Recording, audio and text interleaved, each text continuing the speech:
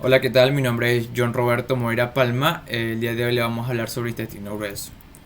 Un poco de generalidades: el intestino grueso tiene forma de herradura y comienza al final del ilión y finaliza en el ano. Se sitúa por debajo del estómago, el hígado y enmarca prácticamente en su totalidad al intestino delgado. La longitud media del intestino grueso es de 1.5-1.65 y su diámetro promedio de 7.5 centímetros.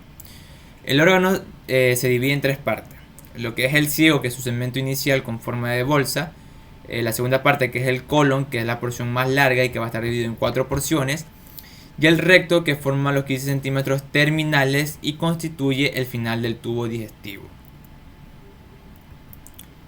Funciones del intestino grueso: primero que nada tenemos la reabsorción de agua y electrolitos y la compactación del contenido intestinal para formas de heces.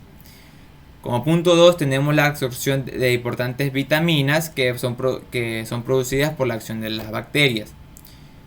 Como 3 tenemos el almacenamiento del material fecal, que es procedente de lo que es el intestino delgado. Ahora, un poco hablando de constitución anatómica: la mucosa es bastante gruesa y presenta pliegues longitudinales y transversales. Forma espolones en la unión de los relieves que corresponden a las tenias. Los pliegues semilunares y las austras son observadas con mayor definición en la cara externa, pero que no existen pliegues circulares ni vellosidades como el intestino delgado. En la mucosa también se observan las células caliciformes y glándulas que segregan esencialmente el mucus. La otra capa que tenemos es la muscular, constituida por una capa longitudinal externa, que es agrupada en tres tenias, y una capa circular interna cuyos engrosamientos producen los pliegues semilunares del colon. La capa muscular es bastante delgada y que es frágil. La última capa que tenemos es la serosa. El peritoneo se adhiere a los planos musculares de los que están separados. Sin embargo, está puesta ahí constituyen los vasos y el apéndice epiploico. Por cada segmento del intestino grueso adopta una disposición característica. Esto lo vamos a ver un poco más adelante. Cabe recalcar que varios anatomistas consideran que son cuatro capas, pero la capa submucosa se encuentra en la mucosa. Ya, ahora vamos a hablar, en esta imagen de aquí podemos apreciar un corte histológico de las diferentes capas de lo que es el intestino grueso. El ciego. El ciego es la porción del colon de mayor calibre, que estaba en la fosa ilíaca derecha y que se encuentra fijo por el peritoneo. El peritoneo en esta sección lo va a rodear en toda su extensión, ¿ya? Esto de aquí se continúa con el colon ascendente y mide 6 centímetros de longitud y 7.5 a 8 centímetros de ancho. Es factible que en esta porción vamos a distinguir cuatro caras: una extremidad superior que también se va a continuar con lo que es el colon ascendente y una extremidad inferior que es el fondo. Ahora, los materiales procedentes del ilion entran en primer lugar en una bolsa expandida denominada ciego, que es lo que estamos mencionando, que es en esta porción de aquí. Más adelante voy a hablar sobre la válvula. El ilion se fija en la superficie medial del ciego y se abre en la papila iliar. Los músculos que rodean la abertura forman la válvula iliocecal, que regula el paso de material al intestino grueso del delgado. El ciego, que es intraperitoneal, recoge y almacena el material digestivo que llega a él y comienza el proceso de compactación. La cara anterior, hablando de un poco de sus caras, está en relación con la pared anterior del abdomen y se interpone entre ambas asas intestinales. Lo que es correspondiente a la cara posterior se relaciona con el peritoneo, que cubre la fosa ilíaca derecha y el tejido celular subperitoneal. Este se extiende por el espacio comprendido entre el peritoneo y las fascias ilíacas y el arco crural. Este espacio triangular se llama el espacio de Bogros. Ahora, en la cara interna corresponde al intestino delgado. En su parte superior, a la válvula iliocecal, donde va a desembocar el intestino delgado, el cual forma con el ciego un ángulo abierto que se dirige un poco hacia abajo y hacia la izquierda, que es llamado el ángulo iliocecal, que más o menos tiene medida de entre 2 a 3 centímetros por debajo de este ángulo se haya implantado el apéndice vermicular. Entonces este más o menos en su configuración interna, este es el ángulo que están haciendo referencia, y aquí se encuentra lo que es el apéndice vermicular, ¿no? Ahora, la válvula iliocecal, también llamada válvula de Bowing o válvula de la Bativeros, está compuesta por dos labios, un labio superior o valva superior y un labio inferior o valva inferior.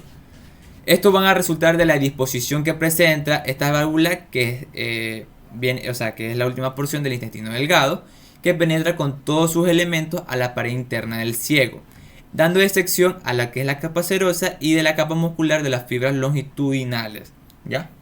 Estas, al llegar al ciego, se reflejan y se continúan con las fibras del intestino grueso.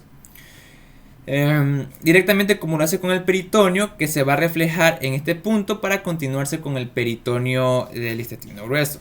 Ahora, el labio superior va a ser un poco más ancho que el labio inferior. Ahora, vamos a hablar de lo que es el apéndice. El apéndice cecal o vermicular morfológicamente representa la parte inferior del ciego primitivo. Tiene la forma de un pequeño tubo cilíndrico flexuoso implantado en la parte inferior interna de la parte interna del ciego hacia la parte externa. Tiene una medida de entre 2 a 3 centímetros por debajo del ángulo iliocecal que ya les mencioné. Ahora, exactamente en el punto de confluencia de esta vamos a encontrar la unión de las tres cintillas del intestino grueso, ya que más adelante las voy a mencionar. Sus dimensiones del apéndice van a variar, desde 2.5 centímetros hasta 23 centímetros. Su anchura más o menos entre de 6.8 milímetros. Es mayor a nivel de la base del órgano, de lo que es el ciego, y a nivel de esta, ¿cómo se llama? Se continúa hacia una parte fina, que ya es el vértice. Exterior a este, o la constitución, configuración externa de esta, es que es liso y de color griso rosado.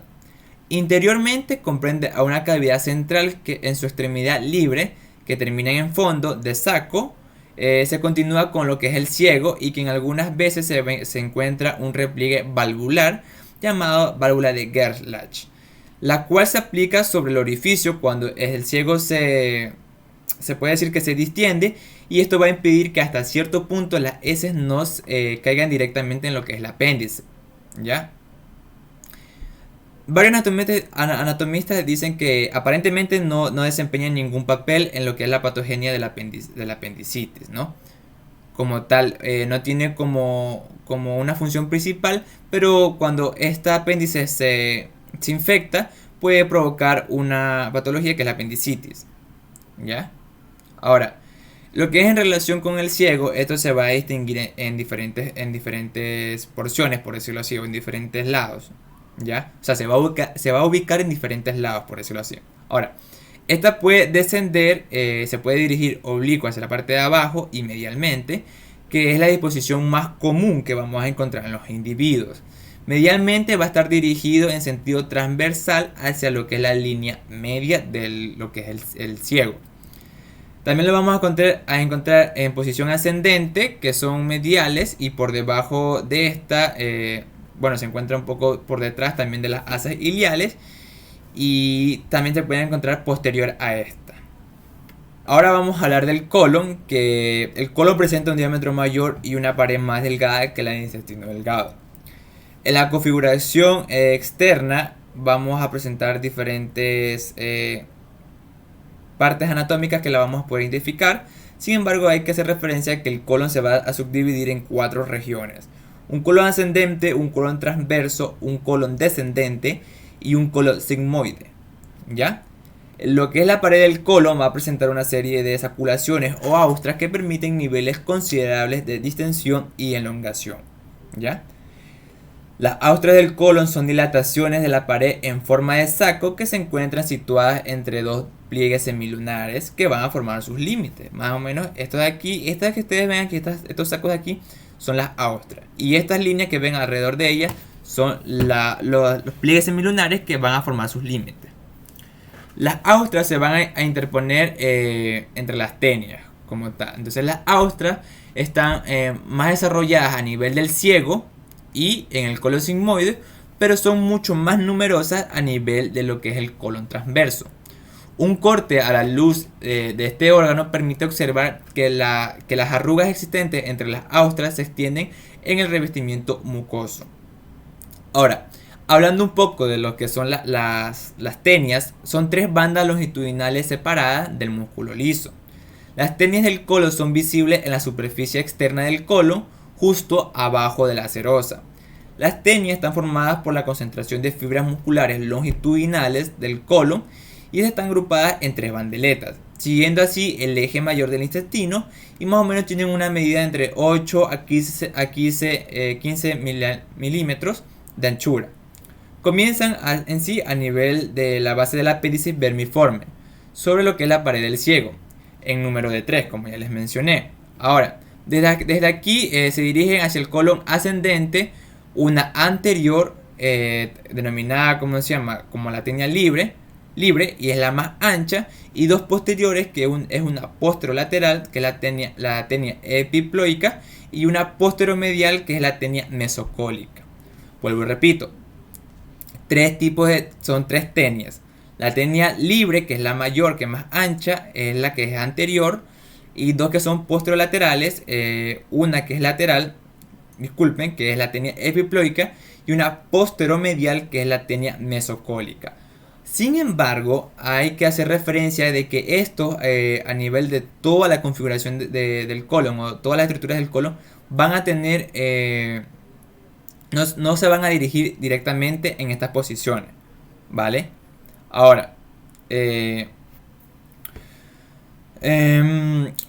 cuando la tenia con una ligera modificación para el colon transverso, como le estaba mencionando, la tenia libre pasa a ser anterior inferior, mientras que la tenia epiploica se hace posterior superior, y como tal la tenia mesocólica posterior inferior. Ahora, en otra imagen ya vamos a poder apreciar directamente cuáles son las tenias. En el colon descendente adoptan la misma disposición que en el ascendente. Las tenias desaparecen a nivel del recto. Aquí ya no podemos, no se puede apreciar directamente la formación de estas tenias, ¿no? Ahora, estas tenias van a representar la zona más gruesa de la pared cólica, donde se agrupan las fibras musculares de la capa longitudinal. Proporcionan así un buen punto de apoyo para las suturas quirúrgicas. Y como tal, ahora tenemos lo que es la estructura, los apéndices epiploicos, que son pequeñas masas adiposas que se desarrollan a lo largo del colon con una presentación más o menos pediculada, cubiertos por el peritoneo. Se disponen sobre la tenia libre y la tenia epiploica, también conocidos como apéndices de grasos del colon, que son estas que estamos viendo aquí. Estas chiquititas de aquí son las que estamos apreciando, que son las apéndices epiploicas, ¿no? Ahora, en esta imagen de aquí estamos viendo lo que es la tenia libre. Aquí también estamos apreciando lo que es la válvula iliocecal. También aquí la podemos también decir papila iliar. Este es el freno de la válvula iliocecal. Este es como tal el ciego, la estructura, el ciego. Está el apéndice, este es el ilión. Y esto es lo que es la tenia libre, ¿no? Aquí en este corte no podemos apreciar la continuidad, pero esta es la tenia libre. ¿Ok? Ahora, un poquito más adelante vamos a ver exactamente dónde están ubicadas las tenias. Aquí. Vamos a ver que la túnica epiploica es la que podemos apreciar en esta parte de aquí. También se la puede denominar omental. Esta de aquí, la tenia mesocólica, que se encuentra, como se llama, posterior inferior. Y esta es la tenia libre, ¿ya? En la porción inicial, que es el colon ascendente. Aquí en lo que es el colon transverso se van a dirigir o van a cambiar de posición, pero que lo que es en el colon descendente van a terminar en la posición inicial, que es en el colon ascendente. Y como ya mencionamos, en la parte final, lo que es el recto, ya van a desaparecer estas tenias, ¿no? Ahora, vamos a hablar del colon ascendente. Comenzando en el borde superior del ciego y ascendiendo a lo largo de la pared abdominal derecha lateral y posterior de la cavidad peritoneal hasta la superficie del hígado, se sitúa el colon ascendente. Llegando así a esta altura, gira a la derecha formando la flexura cólica derecha o flexura hepática. ¿Por qué denominada flexura hepática? Porque tiene íntima relación con lo que es el hígado. Este ángulo determina el final del colon ascendente y el inicio del colon transverso. Como en esta imagen podemos apreciar, en este círculo estamos señalando, especificando lo que es el colon ascendente. Ahora, el colon ascendente es secundariamente retroperitoneal al quedar su superficie lateral y anterior cubiertas por el peritoneo visceral. Ahora, no vamos a hacer mucha énfasis en lo que es las relaciones, pero vamos a hacer un poquito breve y conciso. Las relaciones es posterior y fijo. Sus relaciones van a ser: posterior ocupa la región inguinal derecha por encima de la cresta ilíaca y la región lateral del abdomen. Se relaciona por detrás con la parte inferior del riñón derecho, del que está separado por la fascia de la coalescencia. Anterior a esta con las asas delgadas y el epiplón mayor. Separan el colon ascendente de la pared abdominal anterolateral. ¿Ya? Lateral a esto está el colon seguido por el surco paracólico derecho y medial con la gran cavidad peritoneal ocupada, eso sí, por las asas delgadas que se aplican por delante del mesocolon ascendente adosado. ¿Ya? Al final de estas diapositivas del colon ascendente, transverso, descendente y sigmoide, vamos a hablar un poquito de lo que es la vascularización, ¿vale? Ahora, aquí en esta imagen, como ya le estaba mencionando, sus relaciones, ¿no? Vamos a hablar ahora lo que es el colon transverso, que es la parte más larga y móvil del intestino grueso y que está interpuesta entre la flexura cólica derecha y la flexura cólica izquierda. En sí está unida a la pared posterior del abdomen por el mesocolon transverso. Al mesocolon transverso le vamos a dar algo específico, ¿no? El colon transverso es un segmento particular del intestino grueso por su meso, por su vascularización que proviene de las dos arterias y tributarias de las venas mesentéricas, y por pertenecer a la vez al colon derecho y al colon izquierdo, es el que se encuentra en la parte media, sin que exista un límite entre ambas porciones. Cabe recalcar que el colon es uno solo, sino que se lo divide en diferentes porciones. Ahora, en lo que es la configuración externa, vamos a tener una dirección que es muy variable. El colon transverso se describe un arco cóncavo hacia la parte de atrás, tanto que sus dos extremos o flexuras están aplicadas hacia atrás, mientras que la convexidad cólica está en contacto con la pared abdominal anterior. Por eso cabe recalcar las relaciones íntimas en las flexuras, ¿no? Según los casos, el colon transverso adopta la forma de una U, de una V y de una W, hasta de una cuerda tendida en diagonal de la flexura cólica derecha a la flexura cólica izquierda, ¿no? Aquí en esta imagen estamos señalando lo que es el colon transverso. Esta parte de aquí y esta de acá son las flexuras. Esta de aquí es la flexura hepática y esta es la flexura cólica izquierda. Como tal su división, la flexura cólica derecha hasta la izquierda, se pueden distinguir esta porción del colon transverso. Ahora, vamos a también darle una división por segmento. Un segmento derecho que es dirigido hacia abajo, adelante y medialmente con un meso corto, que por lo tanto relativamente es fijo y que ocupa la parte baja del hipocondrio derecho. Un segmento medio que es transversal, largo, móvil, con diferentes formas, sino que se puede encontrar en forma de U, de V, como ya les mencioné, y que franquea la línea media. Un segmento izquierdo que es oblicuo hacia arriba, a la izquierda y hacia atrás, que está situado en el hipocondrio izquierdo y que cada vez es menos móvil a medida que se acerca a la flexura cólica izquierda. Su aspecto: más o menos el colon transverso se reconoce por la inserción del epiplón mayor en su borde anteroinferior, y las tenias, como ya les mencioné, es una anteroinferior que es la tenia libre y dos posteriores que son la mesocólica y la epiploica. Entre todas ellas presentan las austras. como antes les mencioné al inicio, las austras en la porción del colon transverso van a ser un poco más numerosas y están dispuestos en una sola fila, o sea que se las puede distinguir en la parte anterior en forma de fila. El calibre del colon transverso va a ir disminuyendo de una manera progresiva de derecha a izquierda. O sea que, por ejemplo, en el ciego que lo encontrábamos en una forma más ancha, siguiendo el colon ascendente en la flexura hepática y dirigiéndose hacia la parte izquierda, va a ir perdiendo un poco de su calibre. ¿Ya? La longitud de este segmento cólico va a ser variable dependiendo del individuo. Ahora, las relaciones anatómicas del colon transverso.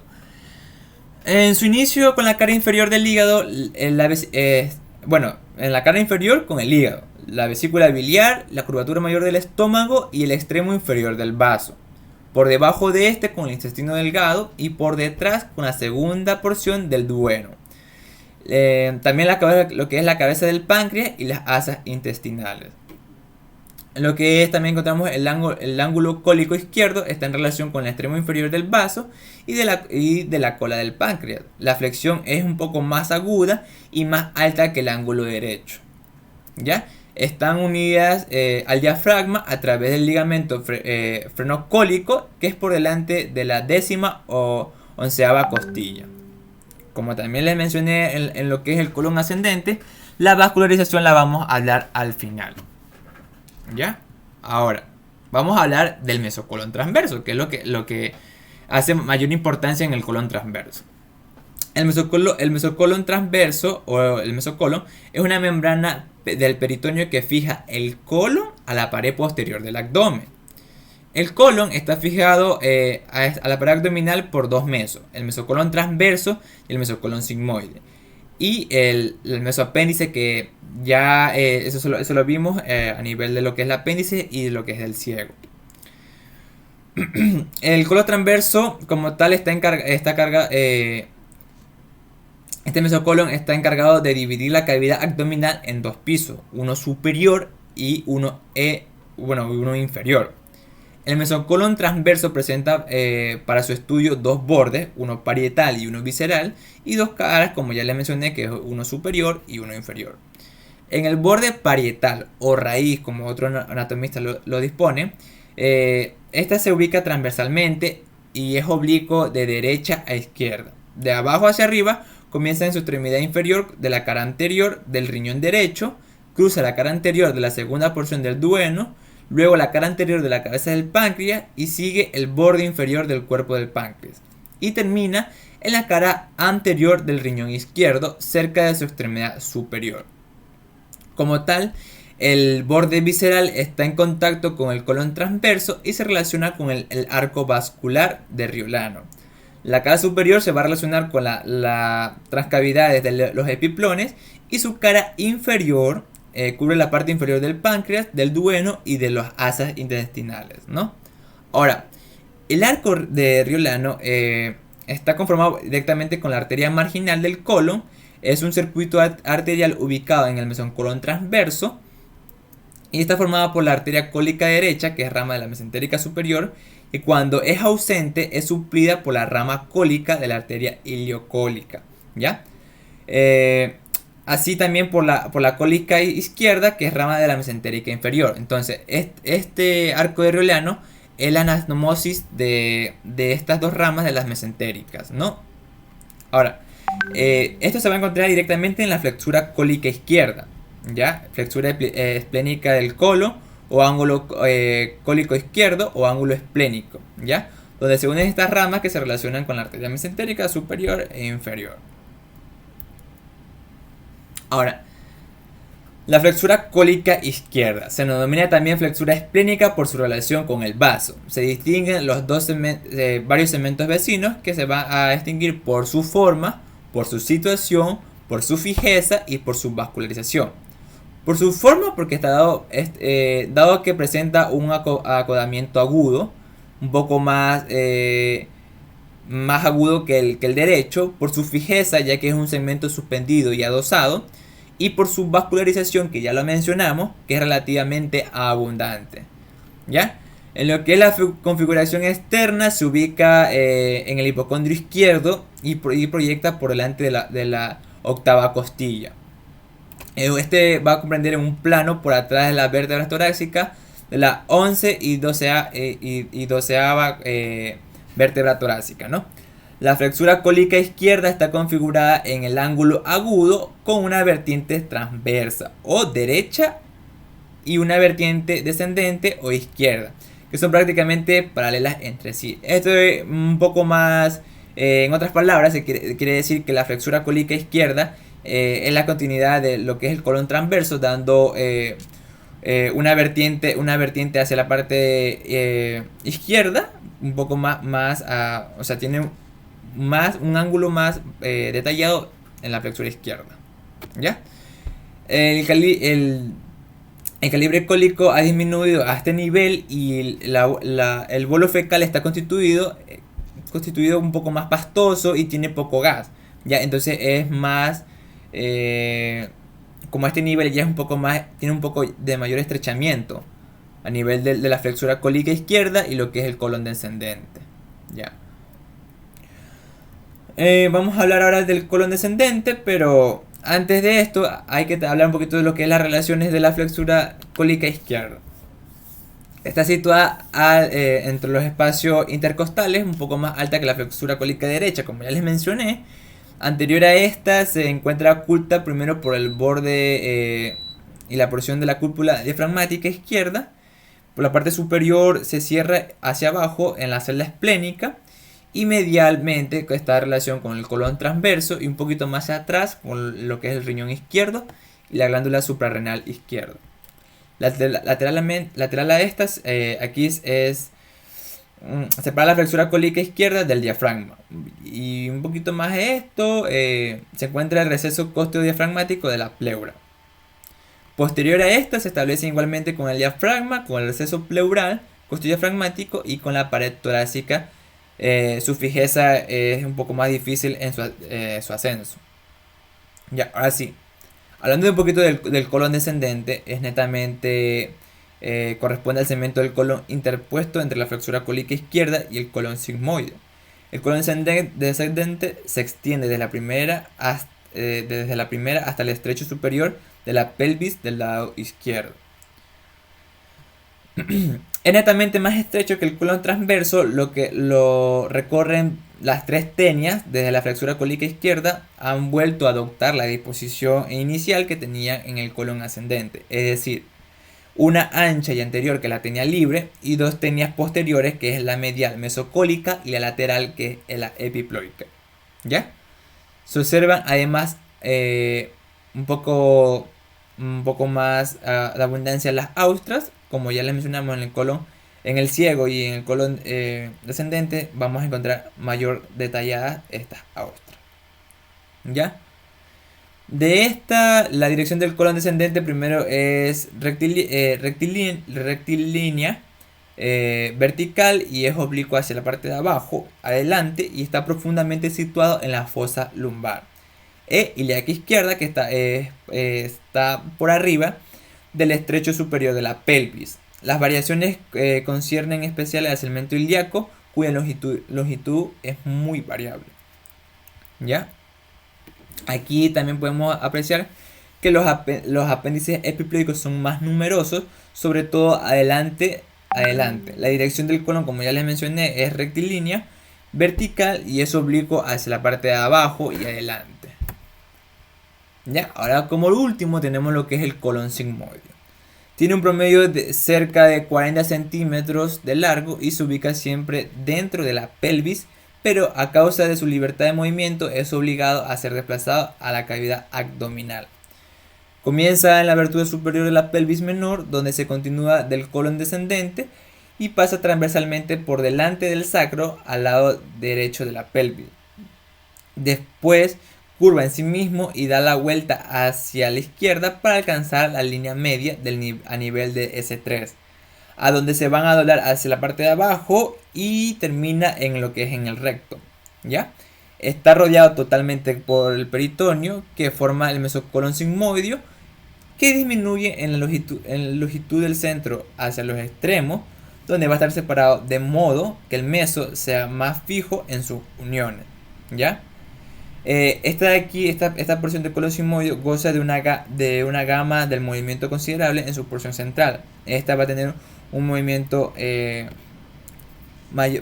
por decirlo así, más libre, ¿ya? Las tenias aquí ya se confunden en dos cintas, una anterior y una posterior. La que a medida que se aproximan a lo que es al recto van a perder su estructura, ¿ya? Y aquí cuando ya van a lo que es al recto, pues bueno, estas se van a continuar con fibras longitudinales de este último segmento. Las apéndices epiploicas están insertados en el borde circunferencial y son particularmente numerosas y voluminosas. En esta porción no existen prácticamente austras, ya porque aquí se va poniendo ya su forma cuando ya el recto es más diferente. Su relación está por detrás con los vasos ilíacos externos, el piriforme izquierdo y el nervio sacro izquierdo.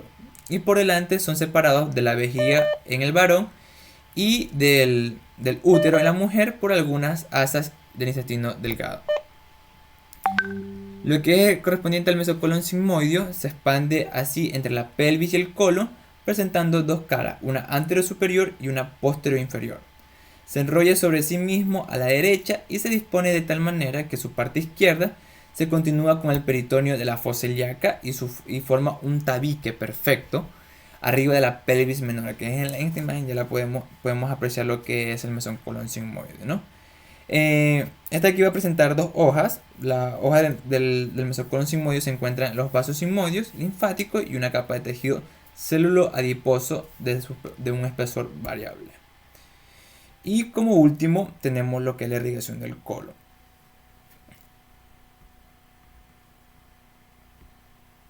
La irrigación del colon está dada por la arteria mesentérica superior y la arteria mesentérica inferior. Estas van a dar a su vez varias ramificaciones, que es la arteria cólica derecha, la cólica media y la arteria iliocólica. Esta arteria iliocólica a su vez da una rama, que es la rama cólica, y lo que es la arteria mesentérica inferior, que es la arteria cólica izquierda y varias arterias sigmoideas, ¿no? Algo que es importante aquí señalar es lo que es el arco de Riolano, que haciendo referencia era la unión o la anastomosis de lo que es la arteria cólica derecha y lo que es la arteria cólica izquierda. Ya, por último tenemos lo que es las consideraciones clínicas, que por ejemplo aquí tengo dos consideraciones. Lo primero es el búlbulo de sigmoides, que es una patología del colon sigmoides en el cual se produce un cuadro de obstrucción intestinal, como pueden ver en la imagen. Esto se produce cuando hay una elongación gradual y una dilatación del colon sigmoides, con lo subsecuente a una torsión del entorno al eje del mesenterio, ¿no? Así desarrollando bridas entre los segmentos intestinales involucrados. El búlbulo de sigmoides generalmente produce una obstrucción del lumen intestinal y una oclusión vascular mesentérica temprana, y así compromete el flujo sanguíneo del colon, llevando a una isquemia tisular, una hipoxia, una necrosis, con lo subsecuente a una perforación y una peritonitis. Esta obstrucción es muy común en los países como Bolivia y Perú por las altitudes en las que se encuentra. Por último tenemos lo que es la apendicitis, que es algo muy común chequear en lo que es la cirugía, pues una afección dolorosa en la que un apéndice se inflama y se llena de pus. Bueno, el apéndice es un saco ubicado en el colon cuyo propósito aún se desconoce, como tal lo que hice mención en la exposición, ¿no? El apéndice comienza con un dolor cerca del ombligo que luego se traslada al lateral derecho y suele estar acompañado de náuseas, vómito, pérdida del apetito, fiebre y lo que es escalofríos, ¿no? Y como tal, pues la apendicitis suele tratarse con una cirugía y antibiótico, y en el caso que no se trata, pues como tal el apéndice puede reventarse y causar un absceso o una infección sistémica, ¿no? Entonces eso ha sido todo parte de la exposición, pues muchísimas gracias por la atención.